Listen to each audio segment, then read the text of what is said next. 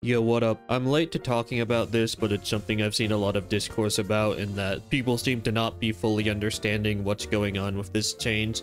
So we're going to talk about the self-healing passive that will be given to tank and DPS heroes in Season 9 of Overwatch 2. Now, the first thing to get out of the way with these passives is that they are not a standalone change to the game. And also, we do not even know what the passive is going to be. Starting with what the passive is, it's not just going to be like a constant self-heal over time, and it's also not going to be, you know, a Call of Duty style self-heal where you hide behind a corner for 3 seconds and you regen back to full almost instantly. The dev blog states that it is going to be a modified and tuned down version of the support self-healing passive, which means two things. One, it's modified. It's going to be completely different in the form that there's going to be some kind of restriction on it and how useful it can be, which we will get to later. And the second is that it's tuned down, meaning it's going to be worse than the support passive, which already wasn't exactly the most useful thing in the planet. It's a 15 health per second self-heal that first requires you to not take damage for 2 seconds before it even starts to work. And 15 health per second is a little bit less than a Lucio's AFK on healing aura. Healing up to full using only the passive would take about 15 seconds of taking damage uninterrupted. If any damage you take stopping the passive and making you very liable to get creamed because you were just standing in the open without all of your health, and this will be a tuned down version of it. And the other thing, of course, is that the game is not going to be in the same state at all. As I said, there is a massive set of gameplay changes coming in this season. Many of those are aimed at reducing damage spikes in combat. And they don't say it, but they've said before that it's also going to aim to reduce healing spikes as well. And the biggest thing here is that in Overwatch, burst healing is not really a thing that exists in the game. There are a few heroes that have abilities that can increase their healing output for a brief period of time, which would fit the definition of burst healing. But when a lot of people talk about burst healing, and what feels like burst healing, they're really just talking about someone being pocketed by an incredibly high healing output hero like an Ana. If you do get a good streak of not missing your bullets as Ana, she has the highest healing output in the game at 93.75 healing per second, meaning that in order to reduce healing spikes in Overwatch, you just have to straight up nerf healing amount across the board. A lot of forms of healing in Overwatch, like, you know, Ana's primary, are applied as healing over time, specifically to reduce the feeling of spikiness that the game has. The only two heroes in the game that have a primary that does heal instantly and isn't a healing over time is Baptiste and Lifeweaver. And for abilities that provide instant healing, there's only Ana's Biotic Grenade and Bap's Regen Burst. And with those abilities, even Bap's Regen Burst is not more healing than Ana's natural healing per second output. Bap can kind of stack it with his primary fire healing,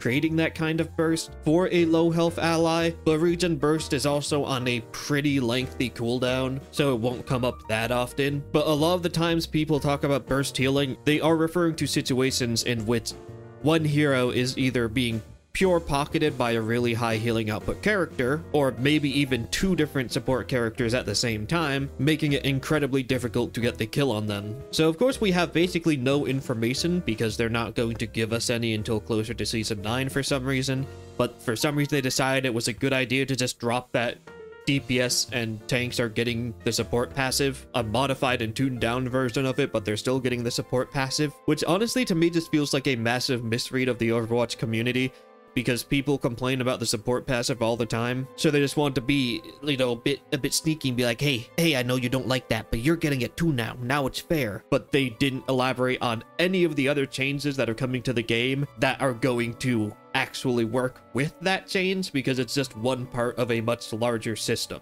And it's a change that I think will be good if the patch goes in the direction I think it will. One of the better things about the support passive is when you're playing a support, I don't have to worry about my other support as much. Even the support passive does not completely remove my ability to peel for the other support. It just means that I don't have to give them as much attention because I only need to heal them up to about 75% of their health, and then I can go give my attention to someone else who needs it more. The support passive is pretty slow, and with a lot of mobile flanking characters that could easily jump on a support, or ranged characters that could just blow them up from a distance, you don't want to leave your support on low health, so you still have to get them most of the way there.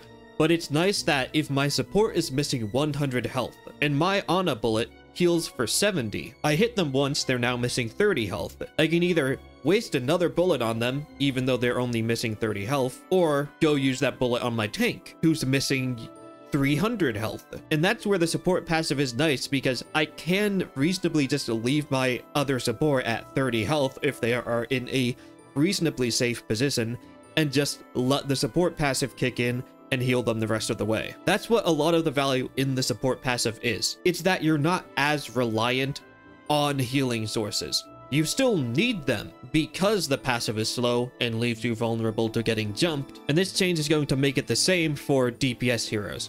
I don't know what it'll do for tanks. I don't think it'll do that much for tanks unless, you know, it's something completely different. But for DPS heroes, it'll just do the same thing, where if they're going to be nerfing my healing output, it's going to be much more important for me to get the maximum value out of the limited healing that I have left after whatever nerfs that they give healing. We can only really speculate on what the support changes are going to be, but my guess is just global healing nerfs for a lot of different characters, maybe reducing the healing output totals to about mercy level or so, and then of course nerfs to DPS hero damage output as well. Who knows? But it is going to be more important for me to make use of my limited healing resources, so it would be good if I can treat my DPS the same as I treat my other support. Not in combat, but between a fight, if they aren't taking damage, if they're just controlling high ground and chilling, and they take a bit of damage, let's say you just get hit by a stray bullet from a Cassidy and you take like 70, my Ana bullet heals 50 now, I can just hit you once and then just let you regen the rest of the health yourself, and then focus my attention towards the tank that's fighting on the front line, or the other DPS. Because I will say that's probably one of the most annoying things about playing DPS, is if you just stub your toe and take like 15 damage, that damage is now just permanent unless a support has spare time to heal you, which usually it'll be fine, because if you're in a fight, you're probably taking more than 15 damage, and you know, justifying the need for the support to turn their attention to you. But if my Rein is brawling on the front line, taking constant damage, and I'm playing Ana, I am not going to spare a bullet to heal you for 15. And going to a health pack does also not seem worth it, because you're only missing 15 health. And just having a light healing over time would let you just hide for a few seconds, and then get full health before you peek again. Now that's probably too long to stay out of a fight, so you'd probably just peek without the 15 health, but you know, you have the option now. Now the one aspect of the new self-healing passive for DPS and tanks that I did not talk about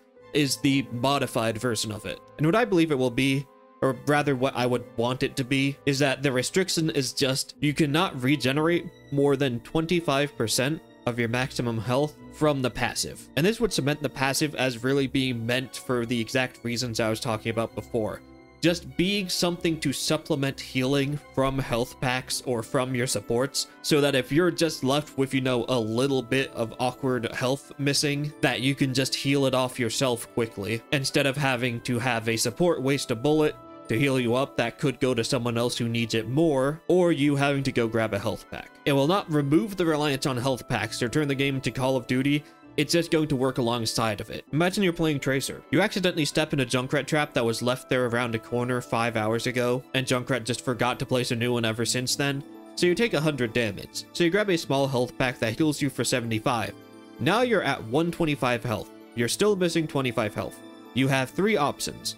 1, go find another health pack to top yourself off. 2, stand around waiting for the health pack to respawn. Or 3, leave the flank and go find a support somewhere. Well, I guess there would be 4. 4 would just be to go into a fight missing 25 health and just try and win a fight with 125. You know, not many good options for playing off of missing a weird amount of health. But if you had the passive, then you could just comfortably go flank and continue flanking and rely on the passive to heal you that remaining 25 health over the next few seconds. And I feel like that's going to be the goal for the passive. Not to replace healing from health packs or from supports, but to work alongside of it to reduce the downtime between fights. And again, The tuned down version could mean that you have to not take damage for 3 seconds to regain 5 health per second, which is actually something that would work on a hero like Tracer because you can focus on getting into position while your health slowly regenerates, and that's just how you're gonna play the fight. And because it's capped at 25% of your maximum health being regenerated off the passive, you're not going to just be able to abuse it to heal back to full. You would have to go grab a health pack because that's still going to be the primary form of healing in the game. Or of course, you know, your supports if you're playing a different character. But that's mainly what I think about what the role passive will be for DPS. For tanks, I have no fucking idea. I don't really know in what situation a tank would want this passive or even what they would do with it. Now on to how this will affect the game, because I've seen a lot of people talk about this turning it into Call of Duty or just making it into deathmatch, which I don't believe that it will, especially with the unknown changes to both damage and healing that are going to be coming with Season 9. I mean, one thing that I saw online that I really agreed with, I'll have to try and find the tweet and put it up, but someone said that Season 9 will feel like Overwatch 3, and I kind of agree with that. A massive change to the fundamentals of the game, with the, you know, self-healing passive being given to damage and tanks. You're going to have a ton of changes both to damage and healing. It's going to feel incredibly different, kind of like what 5v5 did for Overwatch 2. Will it be good? No idea until we get there. But will it destroy the game? I do not think so at all, and that is mainly due to one thing that a lot of people have forgotten about, probably because they don't know about it, so people don't tell each other to complain about it all the time and circle jerk about it, and that is that the self-healing passive for tanks and DPS heroes have been in the game since it first launched. And I don't even mean since Overwatch 2 first launched, I mean Overwatch 1. This is a sealed. Wait, Reinhardt, what the fuck are you doing here? That's not a sealed, that's a barrier. You gotta learn the difference, dude. Just get out of here, you're not needed. Roadhog, take this man away. Ah, see, nice, there's Symmetra. That's a sealed. See that there? That is a sealed. The stupid little blue part of the health bar. So what is sealed, you might ask? Basically, it's a better version of the support passive. Sealed will regenerate themselves after not taking damage for 3 seconds. So 1 second longer than the support passive, but the benefit is that they regen twice as fast, which is well worth the extra second of waiting. The healing rate for sealed self-healing is 30 per second, which is actually, you know, a decent amount. It's much better than the support passive, and I have never seen anybody complain about it. I mean, look at this. People will always just complain about, you know, Ana, Bap, KarQ when it comes to the support passive for some reason. Meanwhile, nobody talks about fucking Zenyatta, who has both the support passive and sealed health for like 75% of his health bar. Zenyatta gets to triple dip on the support passive. 3 times the support passive that the normal support hero has, and I never see people complain about Zenyatta. Never. Same thing with Symmetra, who has it. Or Zarya, or Sigma. The full list of heroes that have sealed as part of their health bar are Sigma, Wrecking Ball, Zarya, Symmetra, Lifeweaver, and Zenyatta. And I don't think that seals have broken the game for any of these characters. Again, the passive being given to DPS heroes is a tuned down and modified version of the support passive, while the sealed health that Symmetra has is a tuned up version of it. It is kind of limited by the fact that only the sealed part of the health bar will regenerate, but I mean, basically half of Symmetra's health bar is sealed anyway. And also, seals are the first thing to go when you do take damage, so they always go on top of your normal health bar. So if you do take any damage, the regenerating seals are the first thing to go away, and then if you do get healed, then your normal health bar is the first thing to be healed up if any of it is missing. Seals for these characters work the exact same way I described my ideal version of the DPS self-healing passive, where it's just a way for you to heal back up the remaining health after you already grab a health pack to heal your standard health, or get it healed back up by a support or something. Sealed health is just really good, and having them has not made Symmetra very broken. Teleporter is what makes Symmetra super good because it's one of the best utilities in the entire game, not the sealed health. Mainly because self-healing passives are not as useful on DPS heroes because your role is to deal damage and get kills. You have to be looking at and engaging with someone on the enemy team in order to kill them. Unless your name is Junkrat. In that case, you can look in whatever fucking direction you want and still get a kill. But that just means that you're always at risk of taking damage or taking some random poke that's going to put your regeneration on pause. Supports, on the other hand, their main function is to support the team and keep them alive. You can do this while not having line of sight to anyone on the enemy team. meaning that you're very unlikely to take damage unless there's a Junkrat. This means that supports are still able to stay in the fight while getting healed up by the support passive. And honestly, the support passive is kind of another necessity for how Overwatch wants to be played. Supports have it because just by nature, if you're playing support, there is one person on the team that can heal you, and that is the other support. Compared to if you're playing, you know, any other role in the game, there are two people on the team that are able to heal you, and neither of them will. But in some cases, that number is instead going to be 0 for some reason or another. It's also just the fact that because damage is permanent on supports, if the other support is not available or if they're dead, your only other option for healing yourself, as a majority of supports in the game, is going to grab a health pack and leaving the fight completely. Basically leaving your entire team to die unless you just want to, you know, feed. It's kind of why the support passive is in the game in the first place. Provide a way for supports to self-heal while still staying in the fight, providing that they are in a safe spot to do so. Because of course you can still just be killed while abusing the passive. Abusing the support passive and using it to self-heal just means you're putting yourself at constant danger of being blown up by a flanker, or some kind of ranged character like Soldier 76. Or a spam hero like Junkrat, or a sniper hero like Widowmaker or Hanzo, or any projectile hero in the game. You get the idea. I'm sorry, I don't know how I ended up talking about the support passive instead. This is just supposed to be about, you know, the new version that the damage and tanks are getting. But back on topic, I don't think that shields broke the game. Most people probably don't even know that they exist because I hardly see anyone complain about them the same way that people complain about the support passive. And I feel like the more interesting thing is that looking at shields in the game, you can kind of see that Overwatch was heading in this direction. Shields have been in the game since launch and were basically never expanded upon since launch. Initially, they were kind of Symmetra's gimmick for being a support character. Because if you don't know, Symmetra was a support character during the launch of Overwatch 1. The only reason she was in the support category was because she had an ability called Photon Shield. What this ability would do is you'd use it on an ally and it would give them 25 shield. That's it. That's the entire ability. It would give someone 25 shield. The shield would just stay on them as part of their health bar until they died, at which point Symmetra would just have to press E on them again to give them the 25 shield. That was Symmetra's gimmick as a support character. Of course, Symmetra has been reworked like 17 different times, and she did see the return of shields as being a gimmick to her, even in the DPS role, in the form of the shield generator, which was an alternative ultimate for her aside from the teleporter, that had a very long radius and would give everybody in radius of the shield generator 75 shield. And if you don't know what the shield generator was, it's actually interesting because a lot of the new characters have a voice dialogue for a shield generator being in the game. So we could see it return either in PvE or another sim rework for some reason. Or maybe an entirely new character is going to get this as an ultimate just for fun. That could be interesting to see. But shield generator was just a placeable thing. It was your ultimate. You place it down somewhere on the map, and it would stick around forever until it gets destroyed, constantly providing that 75 shield to everyone as long as it is active. So it was more of a long-term value ultimate than an impact-based ultimate. But getting back to shields, since they were added to the game when it was launched, shields were basically never expanded upon.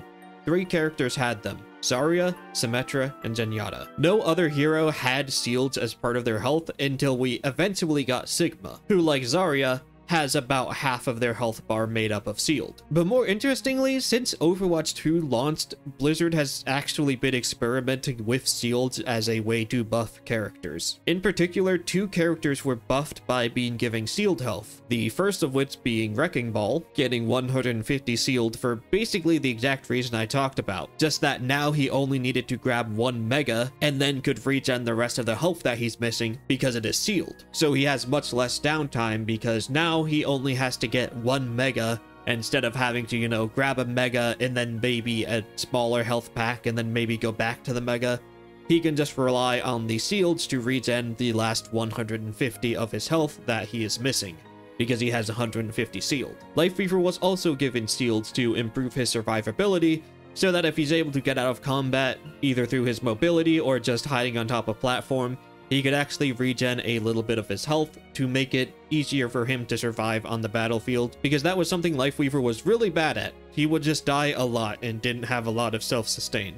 This just kind of gave him a unique way to play into his pedal platform, using it to hide and regen that 50 shield, did make him feel much better to play. And it seems like Blizzard did think that these buffs were good, and that's somehow what led them to, in whatever changes they were cooking up for the massive overhaul to damage and healing spikes, to just give this same kind of passive to all heroes in the game and not just the support role. So it will be very interesting to see what ends up happening with the Season 9 patch, because a lot of people have said stuff about the, you know, self-healing thing, which I think Blizzard just revealed it too early. They thought that people would just be like, hooray, I get the support self-healing passive now. But that was not what people wanted, but just kind of tone-deaf and stupid way to announce something. I guess they did just want to say something interesting about what they're doing, but like, it's hard to give takes on something when you only know like 33% of it. If this was the only change that was being added to the game, then it would be pretty easy to give a take on it. But I mean, again, if they nerf honest healing down by like 25%, that's going to have a massive impact on the game. I could easily see why they would want to give a small amount of self-healing to everyone if they nerf the average support healing output down to like mercy levels of healing. And again, this would also come with, you know, nerfs to burst damage, which just means nerfs to damage in general, like the critical hit multiplier being reduced to only 1.5 times instead of 2 times the damage. Maybe several abilities getting their damage nerfed by 25% like the healing. I don't know. Depends on what they do with it. We have no idea. Not gonna know until later on. So I'll probably make a video talking about it then once we actually know the full extent of all of the changes. But as for this one, I do actually think it's nice. Currently, Overwatch 2 is kind of in the same position that killed Overwatch 1, which is there's too much damage in the game now, and they refuse to nerf it. They're actually going to nerf damage, or burst damage, which is just damage in general. So it will be interesting to see how all of this plays out. And also for the people like me who hate KarQ, I think burst damage nerfs mean a nerf to Kiriko kunai as well. So that's another thing on my wish list, because I just want them to nerf Kiriko into irrelevancy. She's already bad, but people just constantly complain about her as if she's broken. I just want them to actually nerf her into the ground, so nobody ever asks me to swap to Kiriko ever again. So yeah, that's it for this video. Thank you for watching. Please like and subscribe, and until next time, you better have like petted a couple dogs or something like that. Just do yourself a favor and pet a dog. Good luck.